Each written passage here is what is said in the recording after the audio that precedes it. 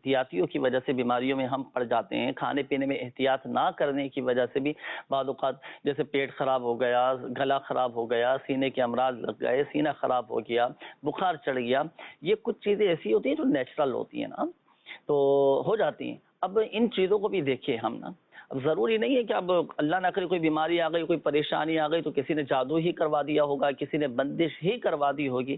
کسی کے بارے میں بدگمانی نہیں کرنا چاہیے، اور اپنے شکوک و شبہات سے بھی یہ بچنا چاہیے، ورنہ کیا شیطان دیکھیں پیچھے لگا ہوا ہے، کسی طرح ان کا ایمان ضائع کر دیں۔ شیطان پیچھے لگا ہوا ہے کہ کسی طرح اس کو راہ راست سے ہٹا دیا جائے۔ شیطان پیچھے لگا ہوا ہے کہ کسی طرح دو مسلمانوں کے درمیان جدائی کروا دی جائے۔ اب شکوک و شبہات میں پڑھتے چلے جائیں گے تو کیا بدگمانیوں کے دروازے کھلیں گے، آپس میں اختلافات پیدا ہوں گے، آپس میں دوریاں بڑھتی چلی جائیں گی۔ ہر ایک کے ساتھ حسن سلوک رکھنا چاہیے، اللہ پاک سب بہتر فرما دے گا۔ فرائض اور واجبات کی پابندی ہے، نمازوں کی پابندی